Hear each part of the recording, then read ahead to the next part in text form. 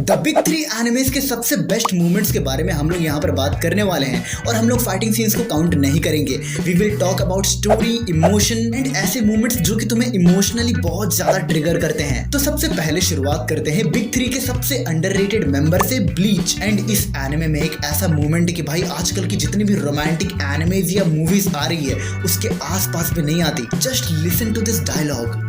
I wish I could have had 5 different lives instead of 1. Then instead of 1 town, I could have been born to a family in 5 different ones. And each one would have fed me a lifetime of different foods. And I would have grown up to have 5 different careers. And in every one of those lives, I would have fallen in love with the same person 5 different times. भाई कहाँ मिलती है ऐसी लड़कियाँ? खैर आगे बढ़ते हैं। सैडली ब्लीच से बस एक ही सीन थी। आगे बढ़ते हैं वन पीस पर। तो भाई मुझे बताने की जरूरत नहीं है कि वन पीस में कितने सारे एपिक मोमेंट्स हैं, जिसमें से मैं सबसे पहले सांजी के ऊपर बात करना चाहूंगा। भाई ये बंदा इतनी सारी लाइंस हमें दे चुका है ना भाई, he is literally one of the most underrated character in One Piece. हाँ, ऐसे बहुत सारे लोग हैं जो कि सांजी की फाइटिंग सीन्स को देखना उतना ज्यादा पसंद नहीं करते एंड उसे हेट भी करते हैं। बट भाई जो मूवमेंट सांजी ने दिया है ना वन पीस में, वो भाई दिल छू जाती है। चाहे बात करो वुमेन्स को रिस्पेक्ट देने की, भले ही वो उसकी एनिमी क्यों ना हो, but he will never disrespect a women. और भाई वाटर 7 आर्क की वो वाले मूवमेंट जहाँ पर कि वो कहता है चॉपर को, अगर कभी एक लड़की झूठ बोलती है, a true man always forgives her. And भाई होल केक आइलैंड, वहाँ जो सांजी का दिल टूटा था, दैट सीन यार वो बहुत, मतलब मुझे सांजी के लिए बहुत खराब लगा था। भाई लिटरली वो बंदा इतना केयर कर रहा था उसके लिए, इतना दिल में प्यार था उसके लिए, एंड उसे क्या मिलता है? बिट्रेयल। भाई साहब वो जो पूरा माहौल सेट किया था ओडा सेंसे ने, वहाँ पर बारिश हो रही है, सांजी फ्लावर लेकर के खड़ा है एंड वो देखता है कि उसे धोखा मिला है और फिर वो अपनी सिगरेट लाइट अप करता है। दैट सीन यार वो बहुत ज़्यादा इमोशनल सीन था।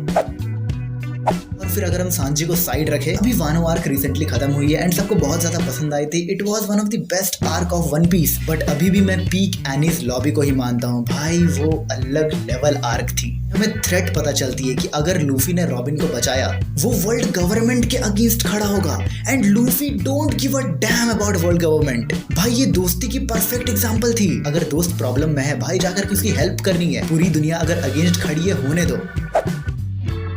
उसके बाद फिर ऑब्वियसली जोरो का नथिंग हैपेंड। और एक बात मैं कहना चाहूंगा कि उस सीन में हम लोग जोरो की तारीफ करते हैं कि भाई जोरो ने इतना ज्यादा दर्द सहा, एंड उसके बाद वो कहता है नथिंग हैपेंड। बट इस सीन में एक और चीज सोचने वाली बात है कि भाई लूफी वो कितने ज्यादा पेन में था, उसके बारे में कोई बात नहीं करता। लूफी इतने ज्यादा पेन में होने के बावजूद ना उसने कभी कुछ कंप्लेन किया, ना अपने आप को कभी होल्ड बैक किया। भाई वो लिटरली सेल्फलेस पर्सन है। He can do anything for his crew, his friends. और भाई जो लोग कहते हैं ना One Piece is mid piece, ये सारी सीन्स को जरा अपने दिमाग में बैठा करके रखो। उसके बाद फिर स्किप करते हैं मरीन फोर्ड वॉर में। हम सबको पता है कि वहां पर एस की डेथ हुई थी, बट मैं उतना ज्यादा इमोशनल नहीं था एस की डेथ को लेकर के, but I was more emotional for white beard. भाई जब वो अपने स्टैंडिंग पोज पर था, मैं जस्ट वेट कर रहा था कि भाई प्लीज हिल जा, कुछ कर ले, किसी को मार दे।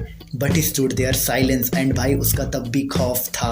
भाई उसके जैसा रोला वन पीस में मैंने अभी तक तो किसी का नहीं देखा है। शैंक्स इज ओके, बट भाई white beard was a different man. अब वहीं पर अगर बात करें एस की डेथ की, तो भाई एस की डेथ के लिए मुझे उतना बुरा तो नहीं लगा, बट मुझे बुरा लगा लूफी के लिए। भाई that silence in his face. अगर सपोज करो ये कोई दूसरी टिपिकल शोनिन जंप वाली एनिमे होती, हमें क्या देखने को मिलता? एस की डेथ हुई and then Luffy sudden power up करके सबको पेल देता। लेकिन ऐसा नहीं होता है। ओडा डिसाइड्स कि भाई इसे रियलिटी के बहुत ज्यादा क्लोज रखा जाएगा। तो भाई ऐसे मोमेंट जहां पर कि तुम्हारा कोई स्पेशल मरा है, तुम क्या ही कर सकते हो? You will be just blank.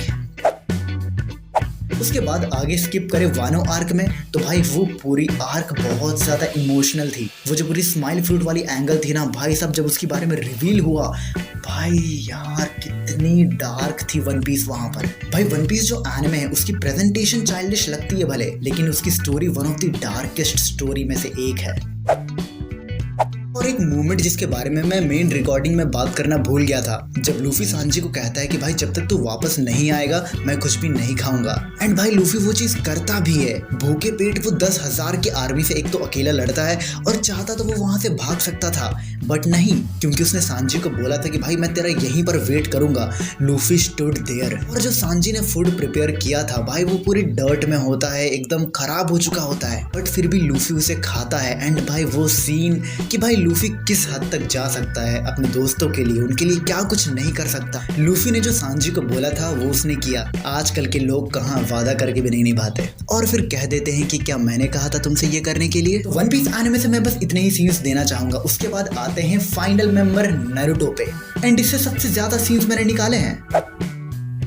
तो सबसे पहले ज़ाबुज़ा वाली आर्क, जब हाकू की डेथ होती है एंड नारुतो ज़ाबुज़ा को बहुत कुछ कहता है कि भाई इसने तुम्हारे लिए अपनी पूरी लाइफ को सैक्रिफाइस कर दिया और ये तुम्हारे लिए कोई भी मीनिंग नहीं रखता। और फिर जो ज़ाबुज़ा ने किया दैट सीन यार, वो मुझे बहुत ज़्यादा इमोशनल कर दिया था उस सीन ने।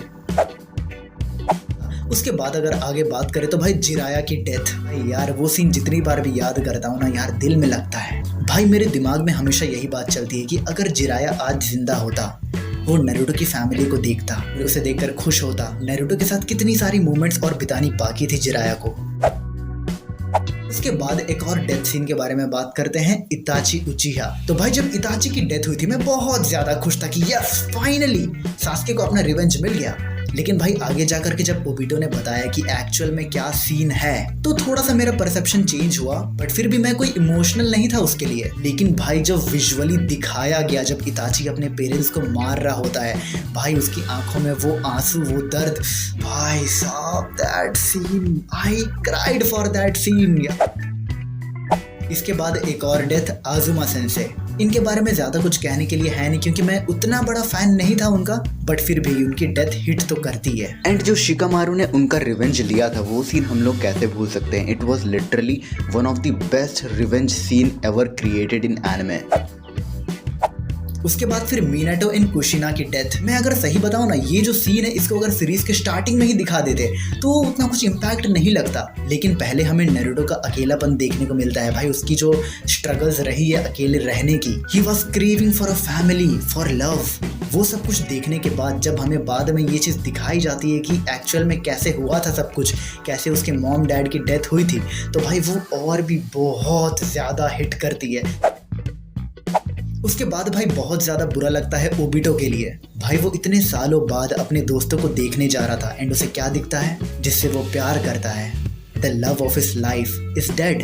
और ये जो लोग कहते हैं ना कि ओबिटो इज अ सिम्प, तो brother he is not a simp. अगर आप अपने प्यार के लिए कुछ भी कर सकते हो, उसे सिम्प की कैटेगरी में नहीं रखा जाता है। That is the essence of true love, कि आप भाई किसी भी हद तक जा सकते हो अपने प्यार के लिए।